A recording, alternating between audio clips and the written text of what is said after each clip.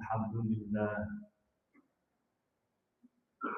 الحمد لله الذي هدانا لهذا وما كنا لنهتدي لولا أن هدانا الله أشهد أن لا إله إلا الله وحده لا شريك له وأشهد أن سيدنا ونبينا محمدا عبده ورسوله لا نبي ولا رسول بعده اللهم فصل وسلم وبارك على سيدنا ونبينا وشفيعنا وقرة أعيننا ومولانا محمد ابن عبد الله وعلى آله وأصحابه والتابعين وتابع التابعين ومن تبعهم بإحسان إلى يوم القيامة والنهضة أما بعد فإن أحسن الحديث كتاب الله وخير الهدي هدي محمد صلى الله عليه وسلم وشر الأمور محدثاتها وكل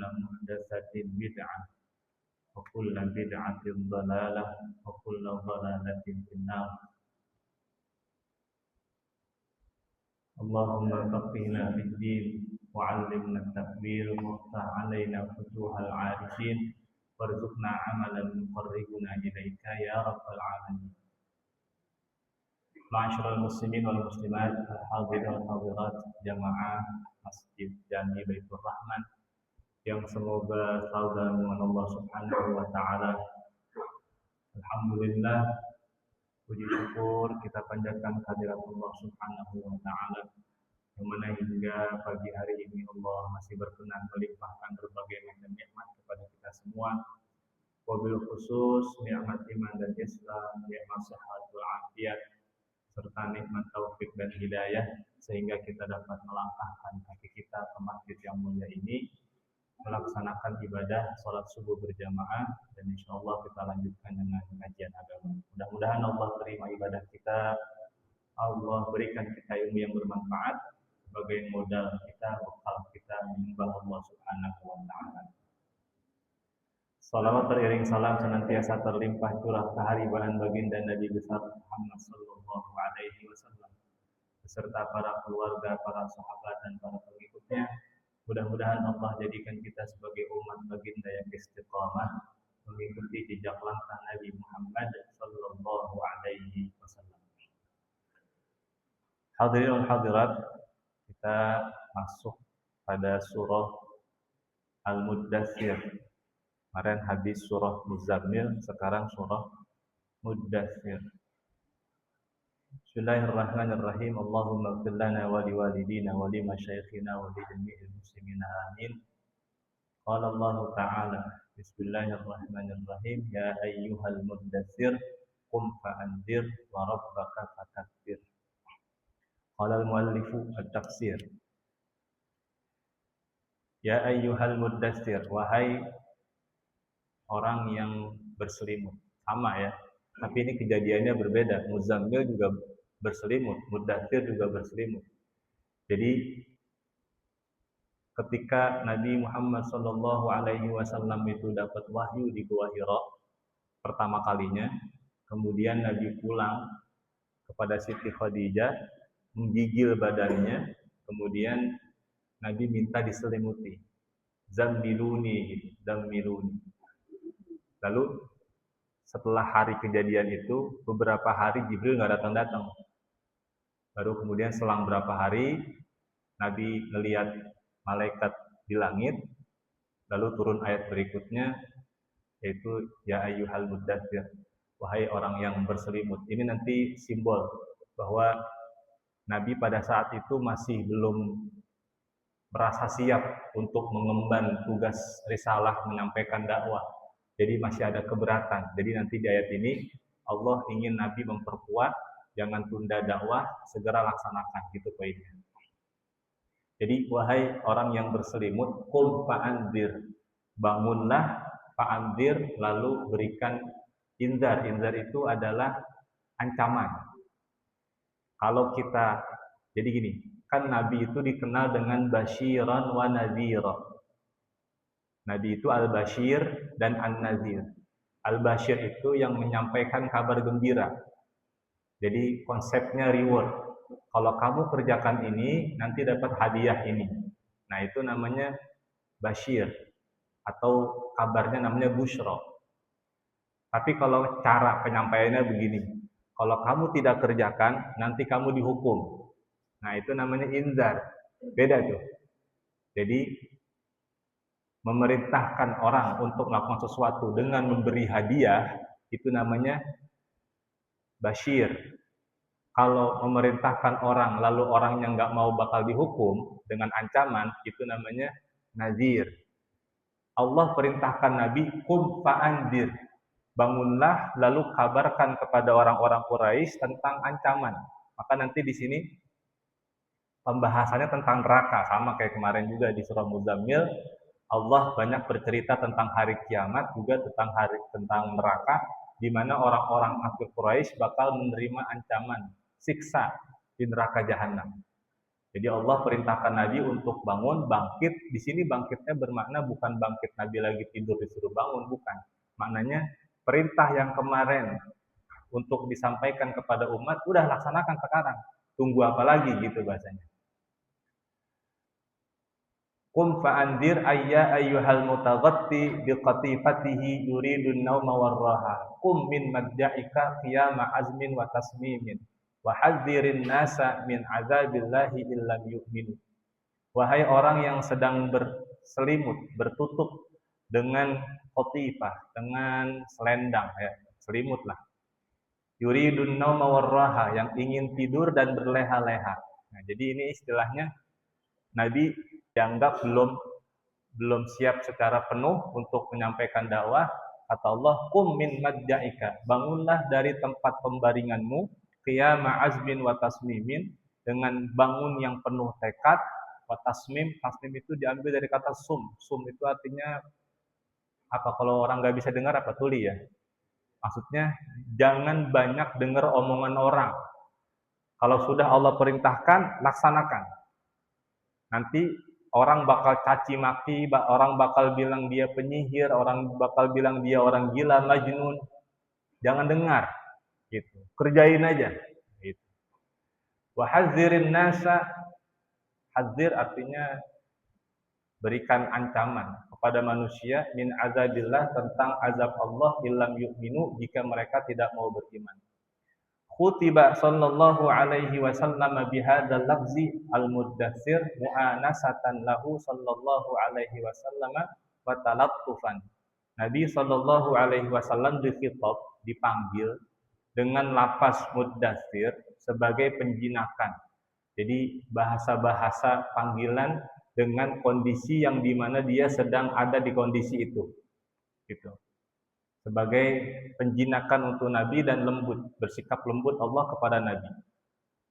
Kama khutiba bilafzil muzammil fi surati sabiqah, sebagaimana Nabi dipanggil dengan lafaz al-muzammil pada surah yang sebelumnya. Qala al-mufassiruna kana sallallahu alaihi wasallam yata'abbadu fi ghari Hira. Berkata para ulama tafsir, sebelumnya Nabi sallallahu alaihi wasallam itu senantiasa yata'abbad, beribadah di Gua Hira. Faja'ahu Jibril, lalu datang malaikat Jibril bil ayatil karimah, Iqra bismi rabbikal ladzi khalaq. Jibril datang membawa ayat Iqra bismi rabbikal ladzi khalaq. Al-ayat, beberapa ayat berikutnya. Wa hiya awwalu ma nazala alaihi minal Qur'an. Dan surah Iqra ini 5 ayat pertamanya adalah awal pertama kali yang turun daripada Al-Qur'an. Faraja'a yarjufu fuaduhu. Kemudian Nabi pulang, ini setelah kejadian Gua Hira, Nabi kembali, yarjufu fuaduhu, bergetar hatinya, ketakutan. Bukan ketakutan apa ya bahasanya, karena merinding lah gitu ya. Karena ketemu sosok yang belum pernah dia temui sebelumnya. Faqala li Khadijah, lalu kemudian Nabi berkata kepada istrinya Khadijah, zammiluni, zammiluni. Selimuti aku, selimuti aku. Fanazalat, lalu turunlah ayat ya ayyuhal muzammil. Jadi keesokan harinya Allah bangunkan Nabi dengan kalimat ya ayyuhal muzammil. Qumil laila illa qalila, bangunlah malam kecuali sedikit saja. Kita sudah bahas kemarin. Summa fatarul wahyu. Nah, setelah kejadian hari itu, fataro artinya senggang, artinya jeda, ada jeda waktu nggak turun, wahyu nggak turun beberapa hari. Fahazana sallallahu alaihi wasallam, kemudian Rasulullah sedih, semacam rindu. Jadi waktu datang malaikat Jibril dia ketakutan, tapi dia tahu bahwa ini kemudian, kan itu ceritanya ketika Nabi pulang, ketemu Khadijah, kan sama Khadijah dibawa kemana? Dibawa ke sepupunya Khadijah yang namanya Waraqah bin Naufal. Lalu Waraqah bin Naufal kasih kabar bahwa yang datang itu adalah sosok yang pernah datang kepada Musa. Jadi Nabi sudah tahu bahwa itu adalah malaikat Jibril, datang dari Allah Subhanahu wa taala dengan perintah menyampaikan wahyu. Nah, karena beberapa hari gak datang, Nabi rindu pengen ketemu lagi gitu. Namanya ini fahazana sallallahu alaihi wasallam. Sedih Nabi karena Jibril gak datang-datang lagi. Fabainahu wa yamshi, ketika Nabi sedang berjalan satu hari, sami'a sautan minas sama. Nabi mendengar suara dari langit. Lagi jalan, teman ini nggak diceritain jalannya di daerah mana. Pokoknya lagi jalan, Nabi dengar suara dari langit, farafa'a ra'sahu, Nabi angkat kepalanya, mendongak. Fa idzan al-malakul ladzi ja'ahu bi Hira'a jalisun 'ala kursiyyin bainas sama'i wal ardh. Tiba-tiba ada malaikat yang datang ketika Nabi di Hira, di Gua Hira, sedang duduk di atas kursi antara langit dan bumi. Ini jangan diterjemah lek-lekan malaikat lagi duduk pakai kursi. Jangan ditanya kursinya kursi sofa atau kursi kayu. Jangan ditanya begitu. Ya. Jadi gambaran, pokoknya Nabi melihat malaikat di langit. Fa'arahu sallallahu alaihi wasallam min ru'yatihi ar-ru'bu wal faza'u. Kemudian ketika Nabi melihat sosok tersebut, penglihatan itu membawa ar-ra'bu. Ra'bu itu gemetar. Wal faza' kaget. Ya, jadi Nabi ngelihat malaikat kaget. Padahal udah yang kedua kali nih, ya. Berdebar. Ada rasa gimana ya? Kalau orang ketemu orang yang berwibawa gitu kan rasa deg-degan gimana gitu. Sama kayak kita santri dipanggil kiai gitu kan. Ada rasa sungkannya gitu. Faja'a ila ahlihi. Dari kejadian itu Nabi pulang ke rumahnya tuh. Ke istrinya Siti Khadijah. Faqala dathiruni. Yang kedua Nabi bilang, selimuti aku. Fa'anzalallahu ya ayyuhal muddatsir. Lalu Allah turunkanlah surah ini, ya ayyuhal muddatsir, wahai orang yang berselimut. Jadi kalau kita bisa baca secara urutan, surah yang Al-Alaq, Iqra bismi rabbikal ladzi khalaq, itu yang pertama kali turun. Yang kedua, ya ayyuhal muzammil. Yang ketiga baru ya ayyuhal muddatsir. Sudah kebaca tuh urutannya ya. Qala al-Qurtubi, berkata Imam al-Qurtubi. Wa fi hadzal nida'i mulatafatun fil khitab min al-karim ila al-habibi id nadahu bi wasfihi wa lam yaqul ya Muhammad liyastashqira al-lina wal mulatafata min rabbih. Pada panggilan ini Nabi dipanggil dengan kalimat muddatsir sebagai mulatafah, sebagai cara lembut dalam memanggil. Minal karim minal habib, dari sosok yang mulia yaitu Allah kepada seorang kekasihnya. Kalau bahasa kita Bapak, kalau kita sayang sama orang, kita panggil dia dengan sesuatu yang melekat pada diri dia. Makanya kita kenal istilah Nabi panggil Siti Aisyah dengan ya Humairah, wahai yang kemerah-merahan. Itu bahasa-bahasa panggilan sayang.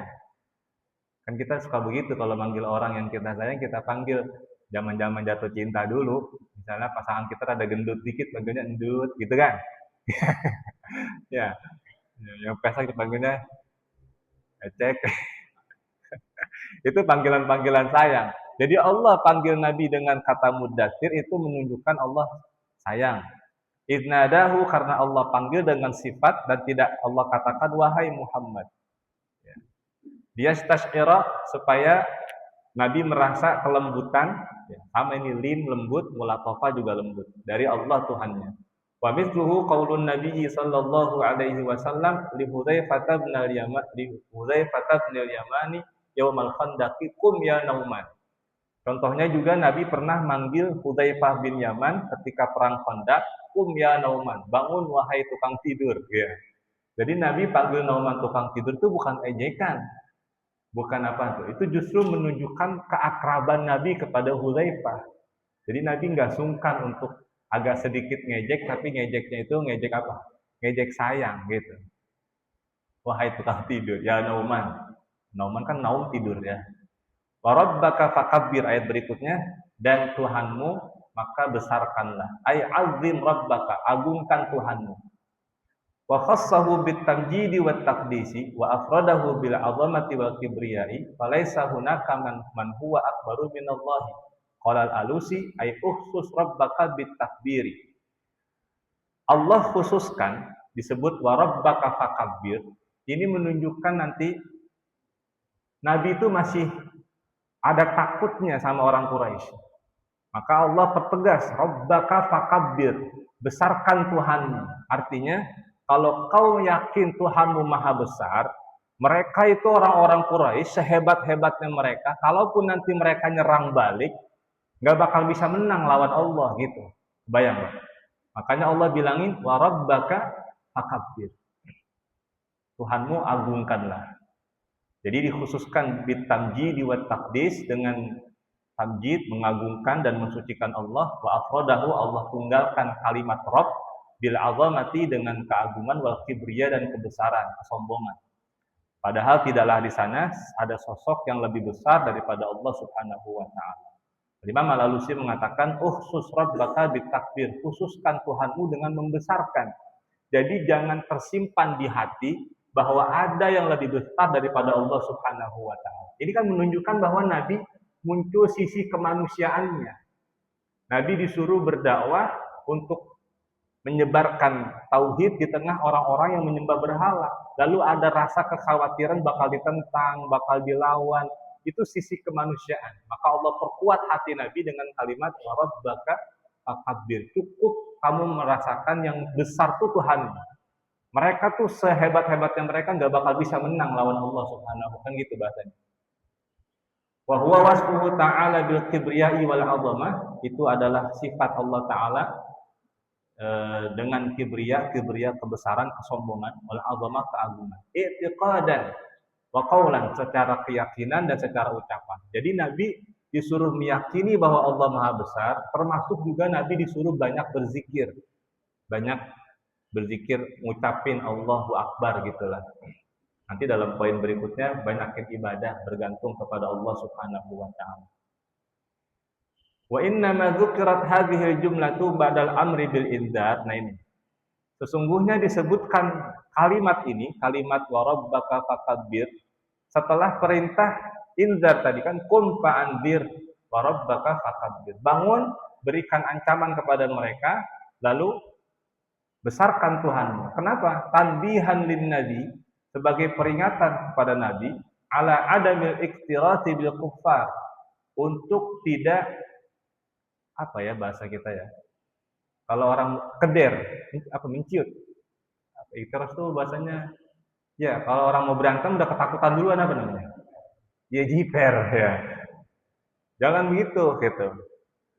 Fa inna nawasil akhala itu biyadil jabbar, karena sesungguhnya nawasi itu bahasanya tempelengan, maksudnya apa ya, kepalanya seluruh makhluk itu ada di penguasaan Allah yang Maha Al-Jabbar ini.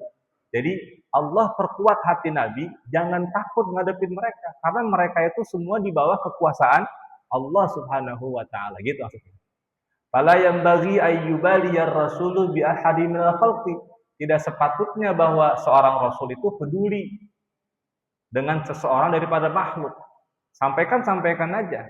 Jangan pernah takut, jangan pernah keder sama satupun daripada makhluk.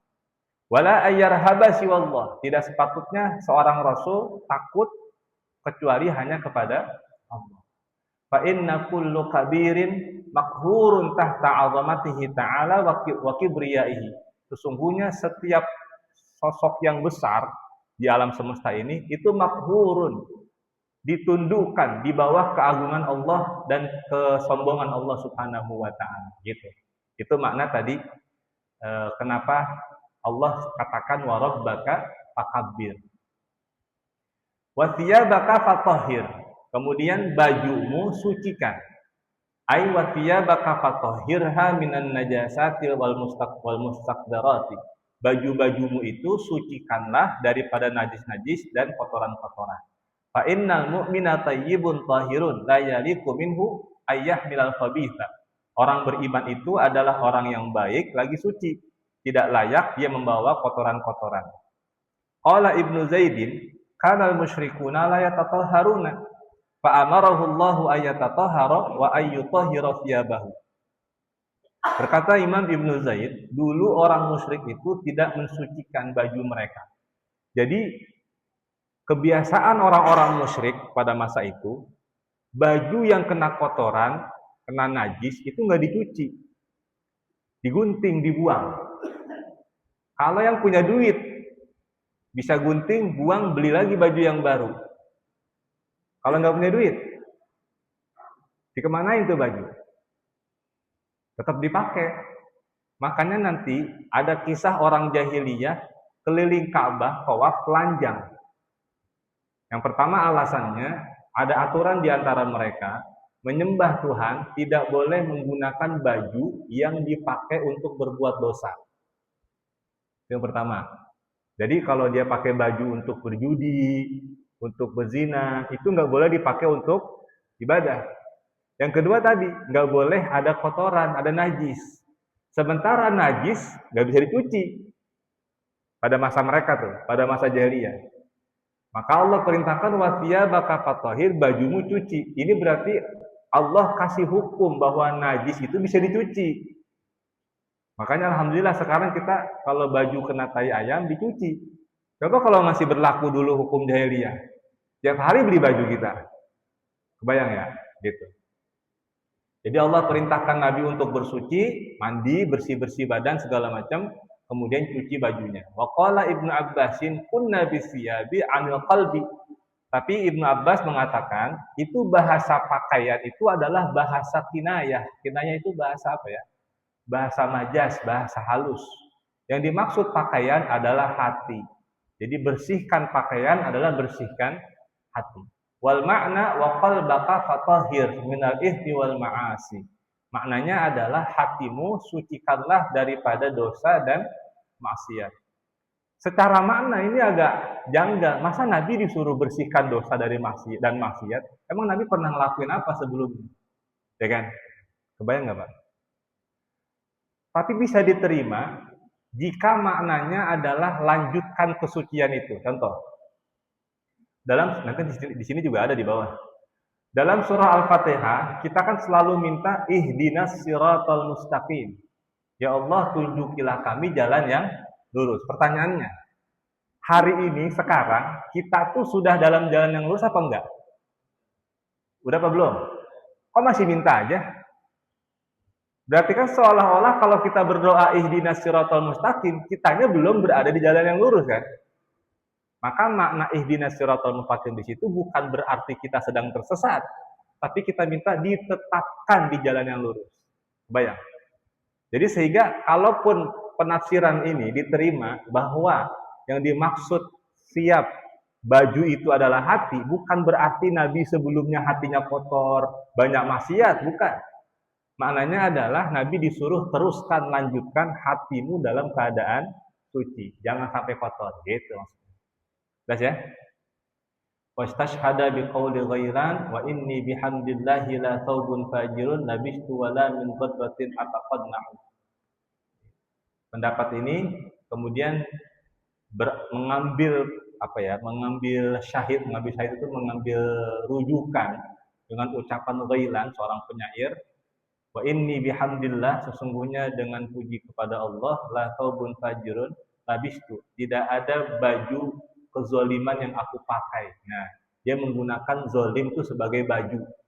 Jadi baju kezoliman ini menunjukkan bukan baju dia pakai baju zolim, bukan. Maknanya adalah hati. Wala min qadratin ataqanna'u, saya tidak merasa cukup dengan perbuatan-perbuatan kotor gitu ya. Nah, itu contoh aja. Yaqulul Arabu fulanun tahirus siyabi ay naqiyus siyab. Orang Arab mengatakan fulan suci bajunya artinya bersih bajunya. Yuriduna wasfahu bin naqai minal ma'ayibi wa dzalimi sifat. Ketika mereka mengucapkan fulanun tahhirus siyab, maka mereka maksud adalah sifatnya bersih daripada aib dan juga sifat-sifat yang tercela. Ini bahasa kiasan. Jadi kalau orang Arab mengatakan fulanun tahhirus siyab, maknanya bukan bajunya bersih, tapi ini orang nggak punya aib, nggak punya cacat gitu. Wa yaquluna fulanun danasus siyab idza kana mausufan bil akhlaqiz zamimah. Orang Arab mengatakan fulan danasus siyab artinya bajunya kotor kalau dia bersifat dengan akhlak-akhlak tercela. Ini untuk memperkuat penafsiran Ibnu Abbas bahwa yang dimaksud pakaian adalah hati. Qala Ar-Razi, berkata Imam Fakhruddin Ar-Razi, wasababu fi husni hadhihi al-kinayah anna thawba ka syai'il mulazim lil insan. Sebab pada bagusnya kinayah ini, maksudnya kalau kita terima tafsiran ini bahwa baju adalah hati dengan cara kinayah, apa tadi kinayah itu? Kiasan. Sesungguhnya pakaian itu seperti sesuatu yang melazimkan bagi manusia. Tidak boleh tidak, manusia pasti pakai baju gitu. Falihadza sababi ja'alus taubat kinayatan lil insan. Karena sebab inilah bahwa manusia itu pasti pakai baju, maka mereka menjadikan baju sebagai kinayah, sebagai kiasan tentang manusia. Jadi kalau kita mah pakai istilahnya bukan bajunya bersih. Misalnya Pak Haji itu namanya harum. Istilah nama harum itu bukan berarti namanya dikasih parfum kan? Istilah namanya harum itu berarti kabar yang beredar baik dia orang soleh kan gitu. Itu istilah kiasan. Nah ini juga di sana berlaku begitu. Kalau orang Arab pengen bilang bahwa dia orang baik, dia akan mengatakan fulan bajunya bersih gitu. Kebayang ya Pak?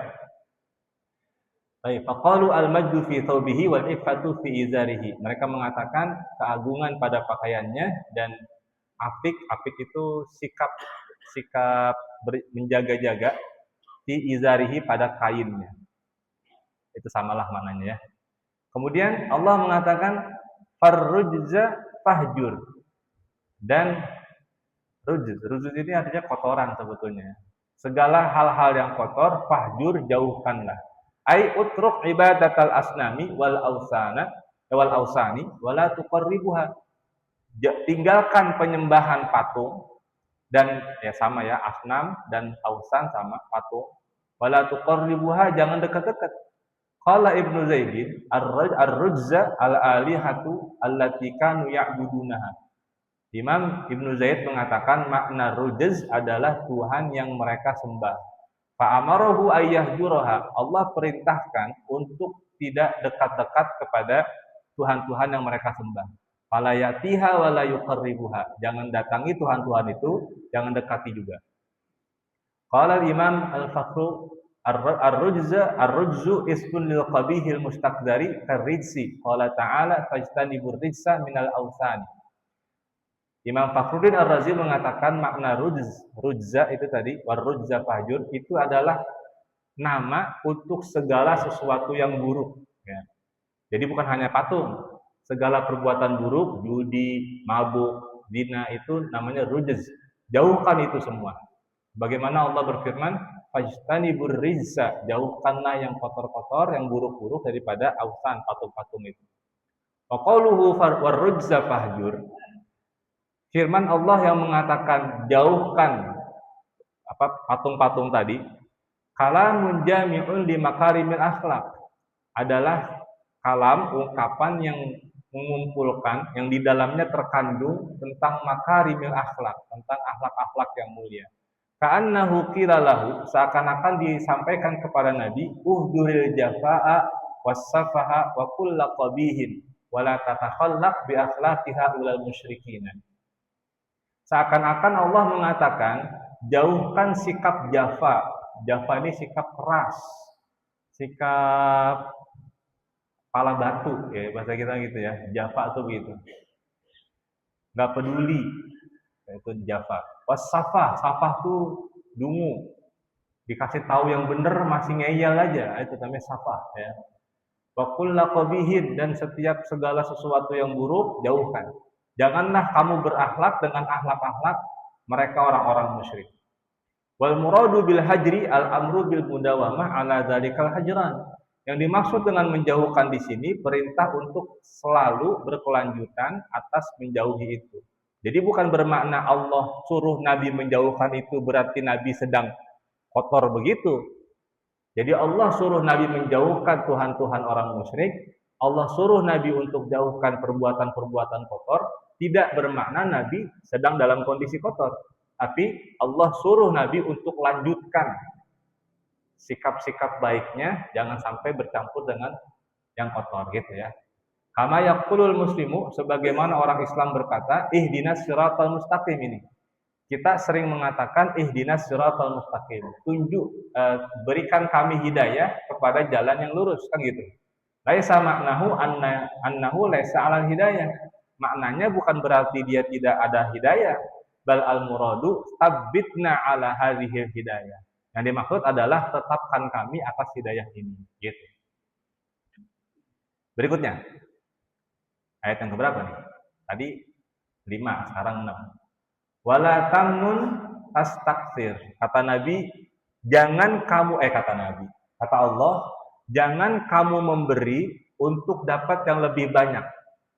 Nah, ini bertentangan dengan yang kita sering pahami nih, Pak. Kita kan sering kalau sedekah 1 juta berharap pulang 10 juta. Kan gitu konsep kita kan. Dalil kita apa? Yang kama tali habbatin ambatat sab'a sanabila fi kulli sumbulatin mi'atu habbah. Orang yang berinfak di jalan Allah itu seperti dia menanam 1 biji lalu tumbuh 7 tangkai, setiap tangkai melahirkan 100 biji, totalnya jadi 700. Lalu kemudian ayat tersebut kita pakai untuk bisnis sama Allah, ya Allah saya sedekah 1 juta, besok pulangin 700 juta, kan gitu. Di ayat ini Allah katakan, wala tamnun tastakthir. Kamu jangan memberi untuk minta dapat banyak. Kebalikannya ya. Terus bagaimana dong dengan ayat yang tadi? Maka secara konsep Pak, coba kita renungi baik-baik. Kalau kita ketemu hadis-hadis tentang sedekah, lalu kemudian menambah rezeki segala macam, itu bukan bermakna rezekinya bertambah sebetulnya. Yang pasti bertambah adalah pahala.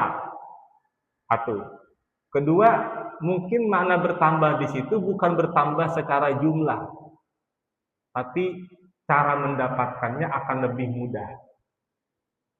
Makna seperti ini akan sepadan dengan hadis yang sudah kita yakini bahwa Allah sudah tetapkan ketika kita di usia kandungan umur 4 bulan ya. Allah tetapkan rizkinya, matinya, bahkan apakah dia surga neraka itu sudah ditetapkan oleh Allah Subhanahu wa taala. Maka Bapak pernah dengar hadis yang siapa orang yang ingin diluaskan rizkinya, dipanjangkan umurnya, sambung silaturahim. Nggak dengar nggak? Ya. Itu kalau kita perhatikan betul-betul kalimatnya, Rasulullah ngomongnya begini, man arada ayyub satolahu, bukan man arada, apa depannya? Man ahabba apa man arada gitu. Pokoknya siapa yang ingin ayyub satolahu fi rizkihi. Yubsato mananya dari basato artinya dihampar. Jadi Nabi bilangnya bukan ditambah rizkinya, tapi dihampar rizkinya. Apa maksudnya?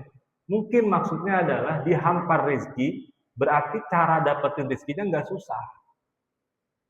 Contoh gini, ada orang yang untuk dapetin 20 juta per bulan, itu bisa kerja dari rumah. Bisa sambil kumpul sama keluarga. Mau ngaji tetap bisa. Ke masjid nggak terganggu. Enak gak tuh? Tapi di sisi lain ada orang yang untuk dapat 20 juta harus pergi ke tengah laut. Sama ngaji susah, ke masjid ya tengah laut mana ada masjid. Iya kan? Kebayang nggak? Sama-sama 20 juta, tapi yang satu mungkin lebih mudah, yang satu akan lebih sulit. Itu yang paling mendekati makna yubsato lahu fi rizkihi agar tidak bertabrakan dengan hadis yang bahwa manusia sudah ditetapkan rezekinya. Kebayang nggak saya? Gitu. Lalu yang kedua, Rasulullah katakan wayun sa'alahu fi atharihi. Nabi nggak bilang panjang umur, enggak. Tapi yunsa'a. Yunsa'a itu artinya ditunda. Makanya dalam istilah fikih muamalah tentang riba itu ada dua.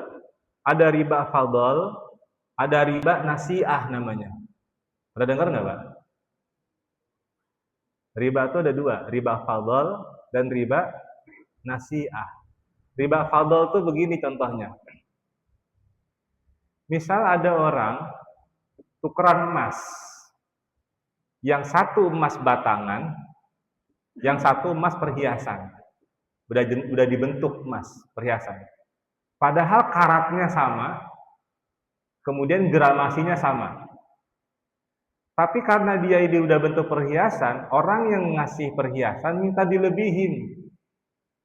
Jadi dia maunya emas batang 10 gram, emas perhiasan 10 gram, yang batangnya 12 gram. Karena dia anggap, wah ini udah dicetak, ada ongkosnya gitu-gitulah. Itu sebetulnya nggak boleh secara hukum, karena dianggap riba. Sebab 10 sama 12, harusnya 10 kan sama-sama emas, kebayang. Kalau itu terjadi, namanya riba fadl. Riba nasi'ah adalah riba yang kena biaya tambahan ketika ada jangka waktu. Itu yang kalau kita suka transaksi utang 10 juta, minta waktu 1 tahun dipulanginnya, karena ada waktu ini dia minta tambahin. Boleh mulanginnya sampai 1 tahun, tapi tambahin jadi 12 juta. Nah itu penambahannya terjadi karena ada penundaan bayar hutang tempo. Namanya riba nasi'ah. Kalimat tadi di hadis bilangnya yunsa'a, ditunda. Dan ditundanya bukan umurnya, bukan hidupnya, bukan ajalnya, tapi yunsa'alahu fi atharihi. Ditunda asarnya. Apa itu asar? Asar itu adalah jejak. Contoh misalnya saya banting gelas, lalu pecah. Pecahnya gelas adalah bekas atau jejak dari bantingan. Kebayang? Kaca dipukul, pecah. Pecahnya kaca adalah jejak dari pukulan. Jadi itu asar. Sehingga makna yang paling, saya nggak ngomong paling dah, lebih mendekati supaya tidak bertentangan dengan hadis bahwa umur sudah ditetapkan, kita bisa artikan orang yang rajin silaturahim namanya panjang dikenang. Jadi cerita banyak orang. Orang-orang yang mungkin hari ini namanya masih hidup, masih disebut-sebut sampai hari ini para ulama atau misalnya pahlawan-pahlawan, itu karena jasa mereka banyak. Dan jasa itu pasti berhubungan dengan orang banyak, misalnya Presiden Soekarno misalnya.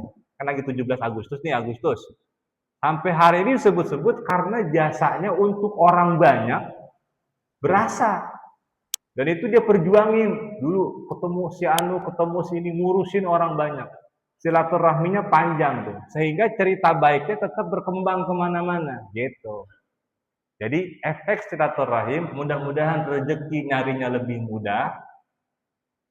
Nama bakal lebih panjang diceritain orang karena jejak peninggalannya bakal dikenal orang. Itu pemahaman tentang makna rezeki dan umur ketika silaturahim agar tidak bertabrakan dengan hadis yang menetapkan bahwa rezeki sama umur sudah ditetapkan oleh Allah Subhanahu wa taala. Dan tidak bertentangan dengan ini. Jadi ketika kita memahami bahwa sedekah itu pasti bakal balik modal bahkan lebih, nanti bertentangan dengan ini.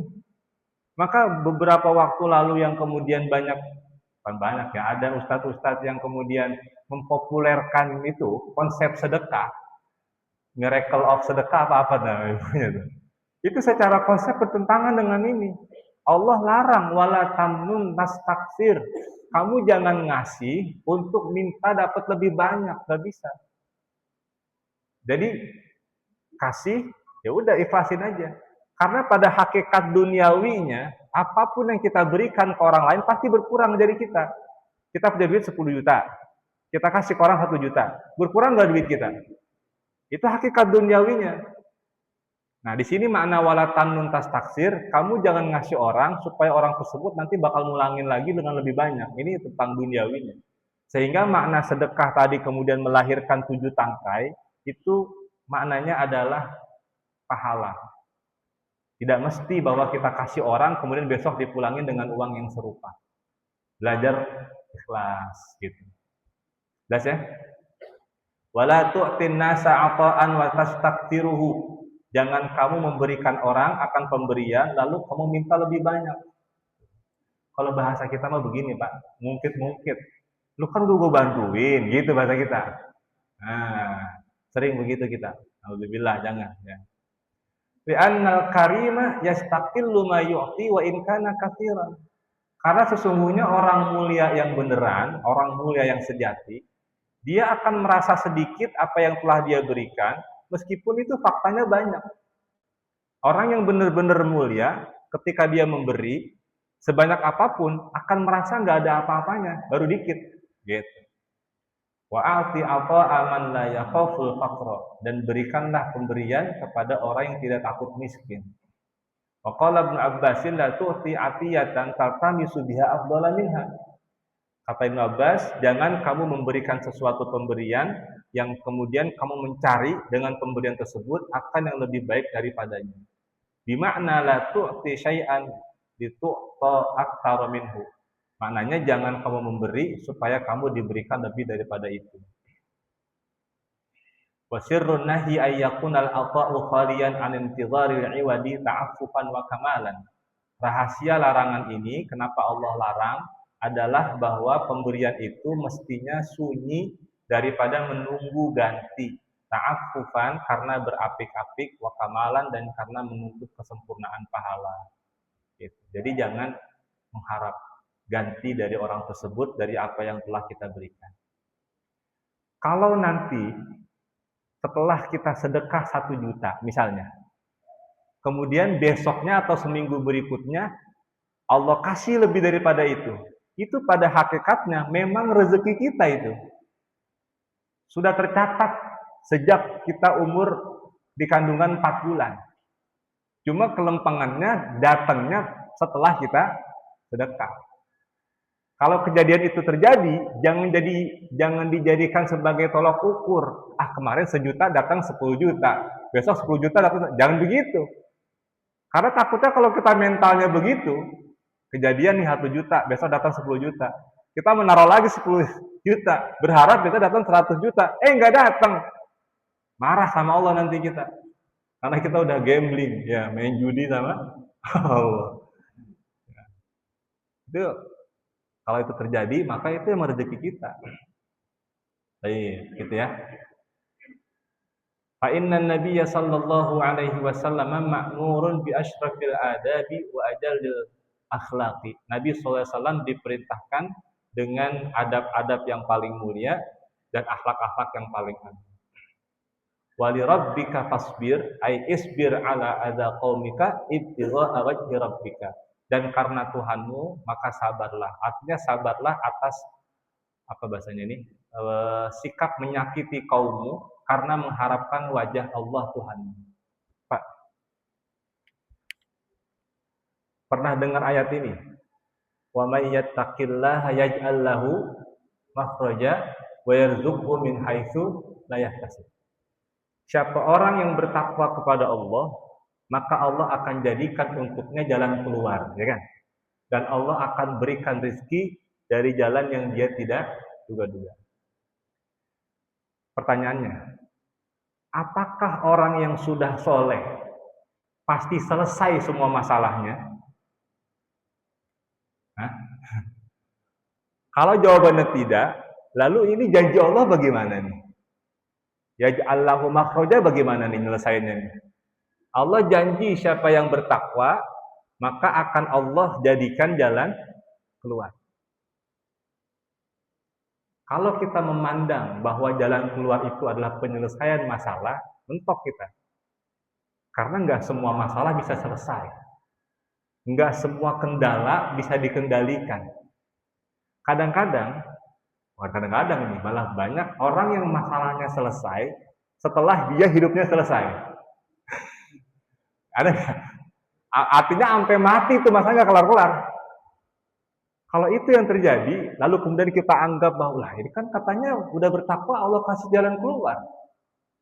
Ternyata maknanya bukan itu, Pak. Perhatikan baik-baik. Jadi kalimat wa may yattaqillaha yaj'al lahu makhraja itu berkaitan dengan takwanya dulu kan. Orang kan bertakwa karena berkaitan dengan iman tadi kan. Dia nggak mungkin bertakwa kepada Allah, nggak bakal rajin ibadah, nggak bakal mampu menjauhkan maksiat kalau kekuatan imannya nggak sekuat setinggi itu. Kebayang maksud saya, Pak? Basicnya takwa adalah iman. Artinya, orang yang bertakwa pasti punya iman yang kuat. Baik. Ketika masalah itu datang, karena dia sudah punya iman yang kuat, tadi yang di atas Allah katakan wa rabbaka fakabbir, besarkan Tuhan. Maka makhraj yang Allah maksud di sini bukan selalu soal penyelesaian masalah, tapi soal hati yang bisa lapang dalam menghadapi masalah. Masalahnya tetap ada, tapi kita tidak merasakan itu sebagai sebuah masalah. Kebayang nggak, Pak? Kan ada orang yang begitu. Hidupnya mungkin susah, duit nggak ada, tapi enjoy-enjoy aja. Badannya gemuk lagi. Ada ya? Ada orang yang mungkin duitnya lebih, rumahnya mewah, tapi susah tidur. Kepalanya stres. Karena tempat bergantungnya dia bukan Allah, sehingga hidupnya nggak punya makhraj. Makhraj kan artinya tempat keluar, tempat pintu lah kalau bahasa kita begitu. Gitu. Bayang ya, Pak? Jadi wali rabbika fasbir, sabarlah karena Allah. Pak, kalau Allah takdirkan kita punya rezeki banyak, duit gampang nyarinya, itu berarti Allah ingin jadikan kita sebagai hamba yang bersyukur. Maka masuklah surga lewat jalur syukur. Jangan dianggap, wah ini saya orang kaya, nanti harta saya bakal dihisap, gitu-gitu. Gak usah takut begitunya. Tapi posisikan kita sebagai orang yang bersyukur. Syukur itu kan maknanya bagaimana cara kita mengelola nikmat. Kalau Allah tetapkan kita jadi orang kaya, duit banyak, alirin tuh duit. Tolong orang, bangun pesantren, santuni anak yatim. Itu cara jadi bersyukur. Jadi kita nggak usah takut jadi orang kaya, jangan takut nanti kalau saya kaya dihisapnya lama, enggak. Bukan enggak, maksudnya jangan takutin itu gitu maksudnya. Tentu bakal lama dihisapnya nanti sesuai dengan sabda Nabi, tapi jangan takut. Karena Allah pengen kita jadi hamba yang bersyukur. Tapi kalau Allah tetapkan rezeki kita susah, udah kerja, udah dagang, nggak berhasil, berarti Allah pengen kita masuk surga lewat jalur apa? Lewat jalur sabar. Betul nggak? Gitu.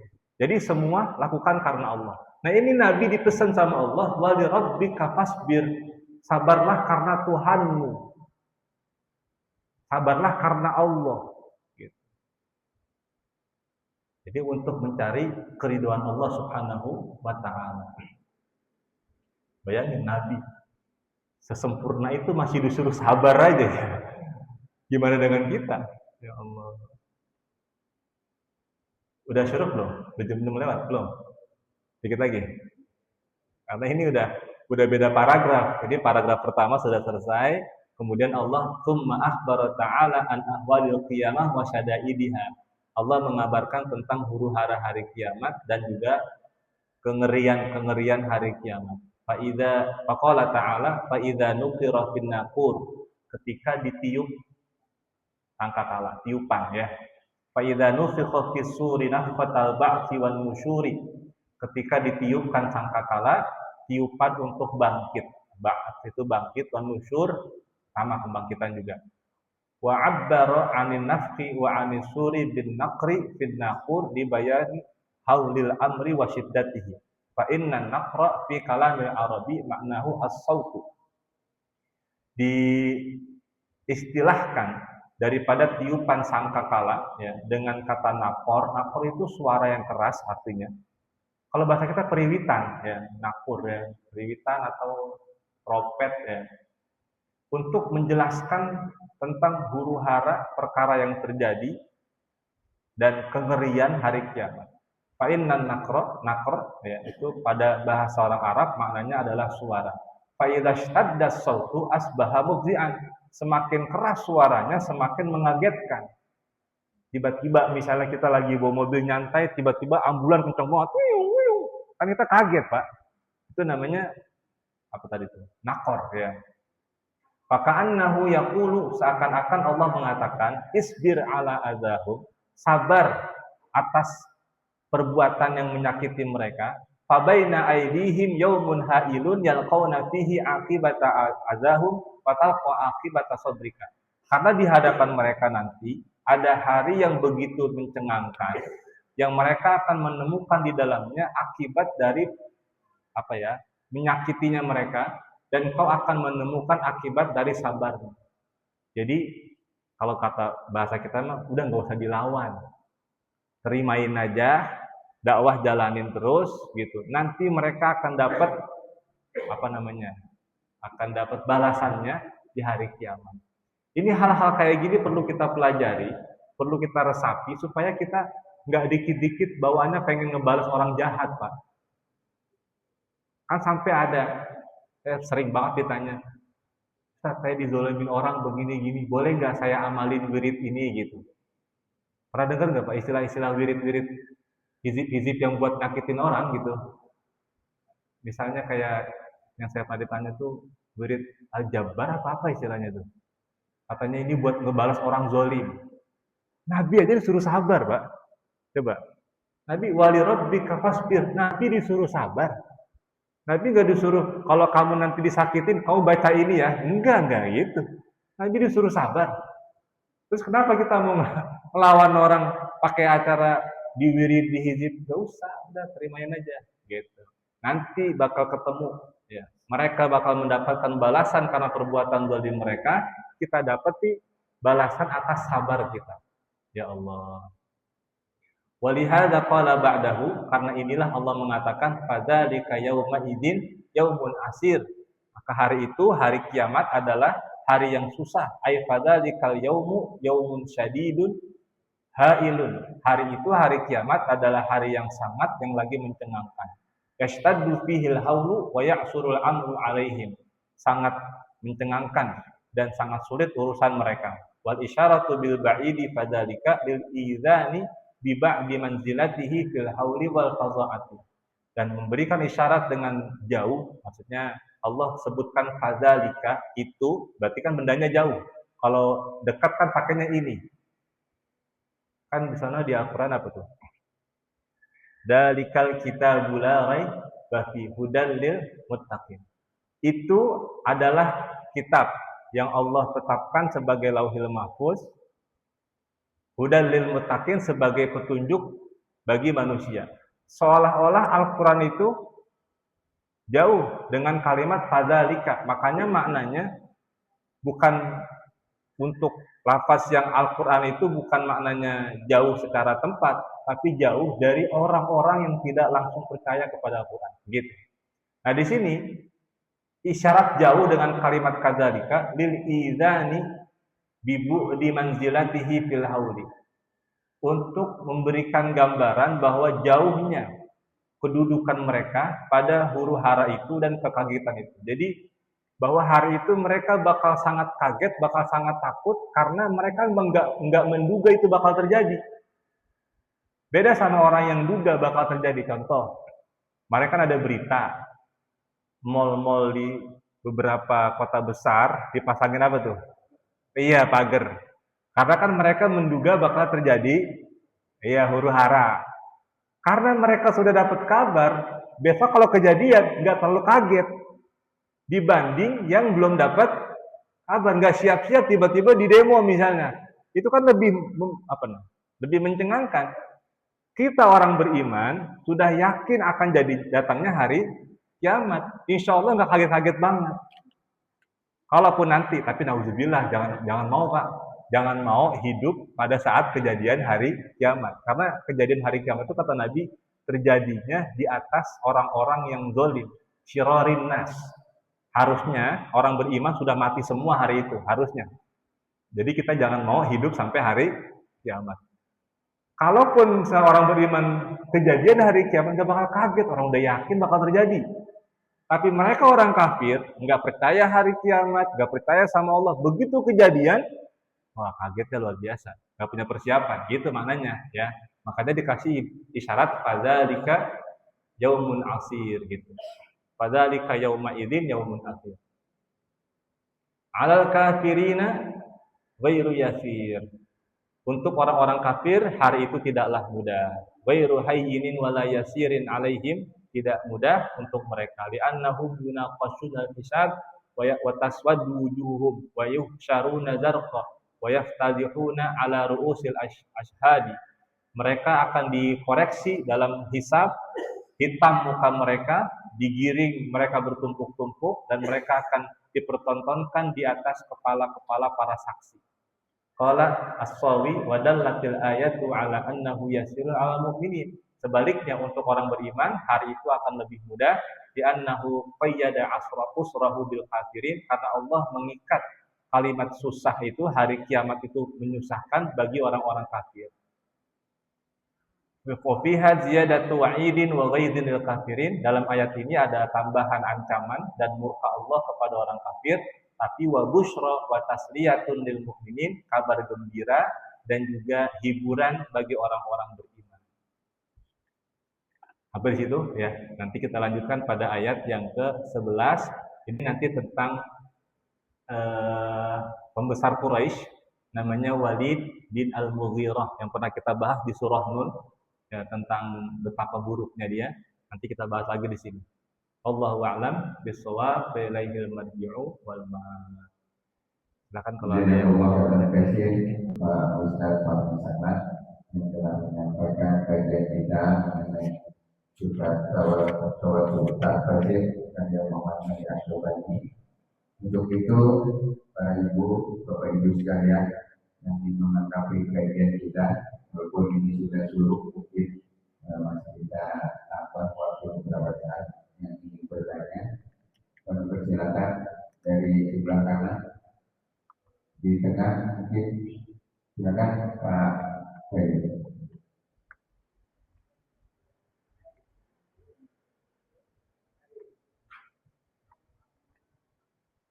Assalamualaikum warahmatullahi wabarakatuh. Waalaikumsalam. Pak Ustadz izin tanya, kalau dari surat yang Bapak sampaikan tadi kan kayaknya risalah Islam yang disampaikan Nabi Muhammad sepertinya berat sekali, padahal nabi-nabi terdahulu kan sudah sebetulnya sudah mengenalkan tentang keesaan Allah. Umurnya malah lama gitu. Kenapa tidak berefek pada saat Nabi menyampaikan risalah Islam itu lebih gampang gitu Pak, maksudnya karena estafet dari yang dulu. Nah, mohon pencerahannya. Itu aja sih Pak Ustaz. Terima kasih. Assalamualaikum warahmatullahi wabarakatuh. Jadi justru itu malah menunjukkan ada sisi kemanusiaan. Bahwa Nabi tahu perjuangan nabi-nabi sebelumnya disakitin, ditolak, diusir. Nabi tahu itu. Nabi pernah ya dengar ya kisah-kisah nabi-nabi sebelumnya. Lalu muncul rasa kekhawatiran itu justru menunjukkan bahwa Nabi itu manusia. Gak ubahnya kita Pak. Contoh dah misalnya, saya dah ustadz misalnya. Kadang-kadang orang suka curhat, misalnya urusan rumah tangga misalnya. Kita ngasih nasihat ke orang, begini, begitu, begini. Karena pada saat kita ngalamin, lah itu kecewa juga, ada sedihnya juga. Itu justru adalah sisi kemanusiaan. Jangan dikira kemudian misalnya kita kenal ada kiai, ada ustadz tentang ngasih pencerahan tentang rumah tangga, misalnya tentang ngasuh anak. Ketika diuji pada saat itu, misalnya pada keluarganya atau pada anaknya, pasti bakal ngerasain kegelisahan juga, sama. Nah, itu hal yang wajar, itu sisi kemanusiaan. Jadi itu menunjukkan bahwa Nabi itu masih ada di taraf manusia. Itu hanya kekhawatiran itu, bukan berarti kemudian Nabi keder lalu nggak mau ngerjain perintah, nggak gitu. Itu hal yang wajar. Umpama kita karena belum pernah ngerasain, terus tiba-tiba dikasih tugas, itu wajar ketika ada rasa-rasa agak berat gitu. Makanya Allah datang sebagai Allah memberikan support, dukungan gitu, meyakinkan bahwa nggak usah khawatir segala macam, Allah jamin segala macam. Gitu Pak, Ibu ya. Baik, satu lagi mungkin Bapak Ibu sekalian yang masih mengkaji kajian kita sebelah kiri. Nggak ada, lapar ya. Sudah cukup mungkin Bapak Iya. kita melakukan kajian Bapak dan juga para jemaah sekalian yang telah mengisi lahan kita ini dengan kajian untuk mendengar apa yang kita dapatkan hari ini, menambah keilmuan kita, juga menambah mungkin bagaimana kita mengamalkan suatu yang kita dapat. Terima kasih. Kita boleh belajar, kita mohon maaf. Wassalamualaikum.